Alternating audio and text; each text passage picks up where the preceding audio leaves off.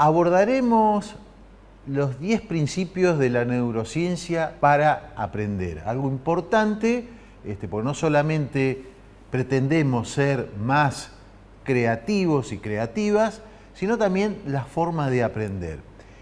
¿Qué objetivo tiene la clase de hoy? Conocer e interpretar algunos principios de la neurociencia para estudiar y aprender mejor. Bueno, vamos con algunos principios.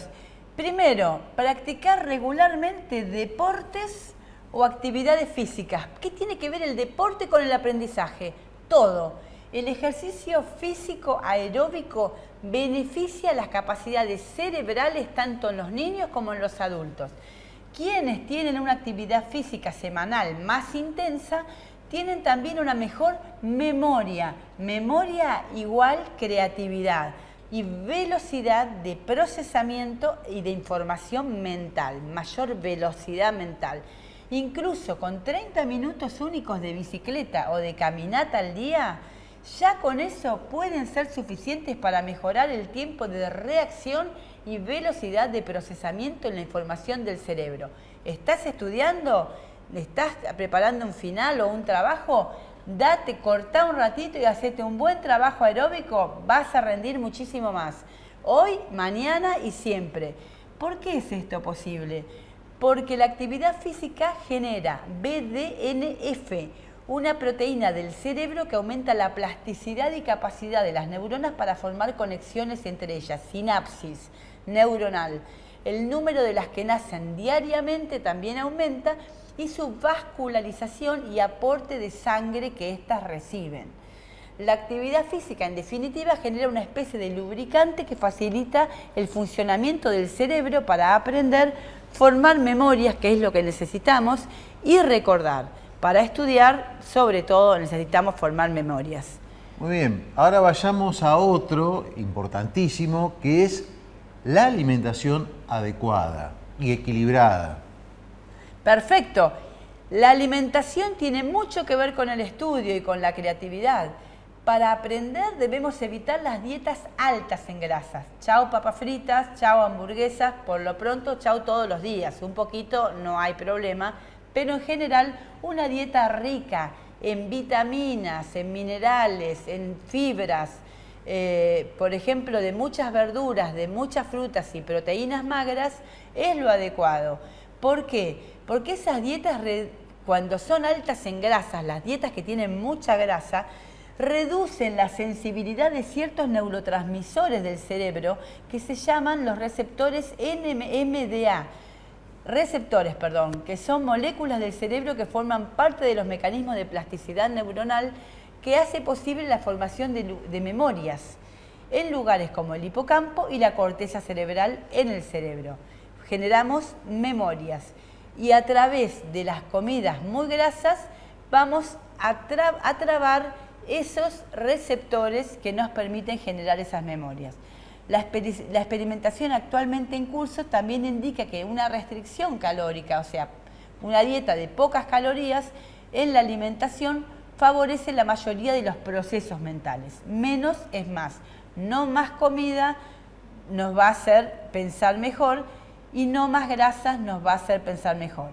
Menos y comida de Siempre calidad. estamos hablando de tendencias, no quiere decir que una persona que tiene otro tipo de alimentación no pueda estudiar bien o no pueda rendir. Estamos hablando de tendencias en estos casos. En general, principios de la neurociencia. Bueno, hay algo importantísimo en esto, que es el sueño, la calidad que nosotros tenemos en el sueño, cómo se ve reflejada en justamente el aprendizaje o en la forma o en el rendimiento académico que podemos tener. Perfecto.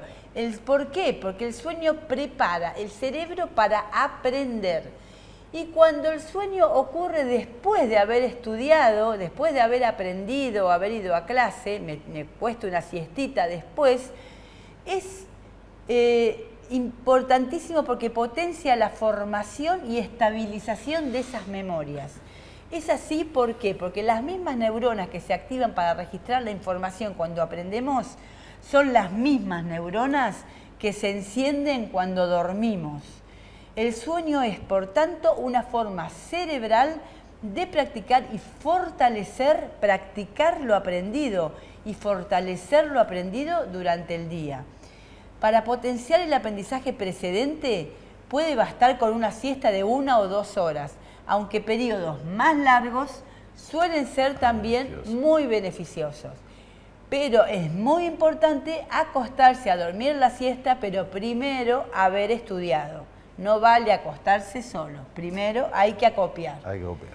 Además de facilitar el aprendizaje y potenciar la memoria, el sueño reorganiza y estructura los contenidos de la mente, haciendo posible integrar esos contenidos en una nueva información aprendida en los esquemas de conocimiento que ya existen en el cerebro. Así que muy importante el sueño. Bueno, ejercitar la memoria de corto plazo, esa memoria ejecutiva que nosotros tenemos. Vendría a ser la RAM de nuestro cerebro. Perfecto. Esta es la memoria que utilizamos para pensar, para razonar, para planificar el futuro y para tomar decisiones. Muy importante que practiquemos ejercitar esta memoria. Tomemos decisiones, hagamos planes para hoy, planes para mañana, planes para el sábado, lo que podamos, y para el futuro, y razonemos y pensemos todo lo que podamos acerca de los textos que estamos leyendo, estudiando, viendo, y acerca de la vida en general. Bien, hacernos preguntas muchas veces nos lleva a repasar lo anterior y a pensar en ese futuro que siempre tenemos próximo, futuro de la actividad que estemos desarrollando. Perfecto. ¿Cómo aporta esto? Este procedimiento, perfecto, motiva a quien estudia, concentra su atención y le convierte en una especie de detective o investigador que busca en cualquier fuente de información la solución a los interrogantes que se plantea. Estamos estudiando, estamos leyendo y nos preguntamos, ¿y este autor quién es? ¿Cuándo nació? ¿Qué hizo? ¿Qué dijo? ¿Qué otros libros tiene? ¿Qué hace? O esto que me dicen, ¿por qué es así? O esto, ¿dónde lo puedo ver? ¿En qué video lo puedo estudiar? Me pregunto, ¿lo entiendo? ¿No lo entiendo? ¿Es lógico? ¿No es lógico? Me pregunto cosas. Además es un modo de trabajar y ganar autonomía para aprender. No necesito que venga el profe o la profe y me pregunten, sino me pregunto yo a mí mismo acerca de lo que estoy estudiando. Es también un modo de aumentar la capacidad del alumno para aprender por sí mismo en el futuro. Me voy haciendo preguntas en el mundo y voy investigando. Practicar frecuentemente el recuerdo de lo aprendido, es decir, entrar en una especie de loop de retroalimentación con lo que hemos aprendido. ¿De qué forma nos aporta? Y cuando yo me pregunto, bueno, hasta acá hice esto, hice esto, hice esto, hice esto, estudié esto, esto y esto. Estoy practicando lo aprendido. Es buenísimo que cuando terminamos de estudiar digamos, hoy hice esto, esto, esto, esto. ¿Por qué? Porque además de servir para evaluar lo aprendido, sirve también para seguir aprendiendo. El preguntarnos sobre la información recientemente aprendida, aunque a veces da un poco de pereza decir, bueno, leí esto, a ver qué estudié, y hay que hacer un esfuercito mental para decir, bueno, retomo todo lo que estuve viendo. Eso me permite beneficiar la memoria de largo plazo, promoviendo los circuitos neuronales de recuerdo para cuando vuelva a estudiar. La próxima jornada que me siento a estudiar, ya me acuerdo qué había estado estudiando. Y buenísimo que empiece preguntándome qué estudié. Por eso es muy importante de cada clase recordar qué hicimos en esa clase, qué vimos en esa clase. ¿Cómo se relaciona el estrés con el estudio? Entonces, ¿cómo podemos clasificar el estrés con este tema que estamos viendo? Perfecto. Mire, un poco de estrés es importante y es necesario. Mucho estrés nos inhabilita para estudiar, nos deja casi sin ganas de estudiar. Si tenemos una fecha y un montón para estudiar, una fecha muy cercana y un montonazo de material para estudiar, es mucho estrés. O tenemos muchos problemas en la vida o muchos temas de trabajo y no podemos estudiar, va a ser mucho estrés. Pero un estrés moderado es muy importante. Tener una fecha cercana, un poquito de necesidad de aprobar, un poquito de nervios, es importante, porque la activación de las estructuras cerebrales como la amígdala que estuvimos viendo y la liberación de la sangre en la sangre de hormonas como la adrenalina, pueden contribuir a la facilitación del aprendizaje y la memoria, actuando directa o indirectamente sobre los circuitos neuronales del cerebro. Entonces, un poco de estrés no es malo. O sea que en términos muy simplificados sería que el estrés libera algunos marcadores que nos hacen pensar que ese tema, al ser importantísimo o que nos estamos jugando algo, necesariamente hay que estudiarlo, aprenderlo, recordarlo, comprenderlo, de manera que dé una respuesta a esa necesidad que estamos teniendo. Perfecto.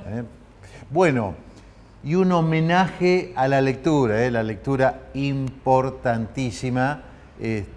¿Por qué? Porque potencia nuestras capacidades mentales. Perfecto. De todas las actividades intelectuales potenciadoras de las capacidades mentales, la más accesible económicamente y la que proporciona un mejor balance costo-beneficio es sin duda la lectura. Leer es uno de los mejores ejercicios posibles para mantener en forma el cerebro. Lean en el formato que quieran, de la manera que sea, pero leamos. Es así porque la actividad de leer requiere poner en juego un importante número de procesos mentales, entre los que se destacan la percepción, la memoria y el razonamiento. ¿Practicar idiomas o lenguas nos permite mejorar esto? Por supuesto, la mayor capacidad de ejecución y flexibilidad mental que tienen las personas bilingües se ve frecuentemente en la vida. Se ha observado en todas las edades y la conservan además mucho más cuando son viejitas, las personas bilingües. El estudio y práctica de la música puede tener un efecto similar en la medida de que también la música es otra forma de lenguaje. Entonces, flexibilidad mental, capacidad de ejecución, practicar idiomas o lenguas. Y esto de practicar exposiciones orales, muy importante, porque también generan, como decíamos, competencias en poder expresar una idea y saber comunicar con efectividad. Practicar exposiciones orales, ¿nos ayuda al momento de estudiar? Muchísimo nos ayuda.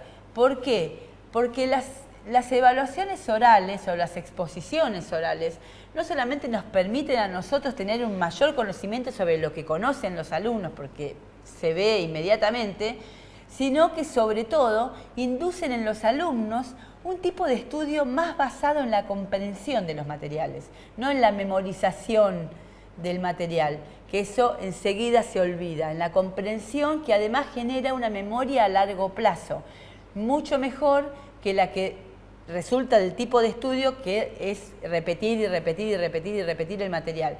Comprender de qué se trata, poderlo explicar de varias maneras, poder hablar con diferentes personas y explicarles lo que estamos estudiando, nos hace muchísimo progreso en el estudio. En general, los ambientes enriquecidos y todas aquellas actividades mentales o intelectuales que suponen esfuerzo y desafío son más útiles para formar buenas memorias que aquellas que se realizan sin apenas esfuerzo. Es muy importante también escucharnos a nosotros mismos. En una exposición oral nos estamos escuchando y eso hace también a la posibilidad de la autocorrección de muchas cosas. En resumen, hemos visto claves de la neurociencia para estudiar mejor. ¿Qué temas abordamos?